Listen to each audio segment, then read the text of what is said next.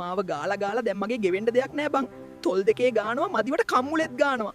මේක එළියට යද්දි මාවමයි හොයන්නේ. මගේ පණ යන්න වගේ. මාව ඈයේ අතෑරිලා බිම වැටුණා බං.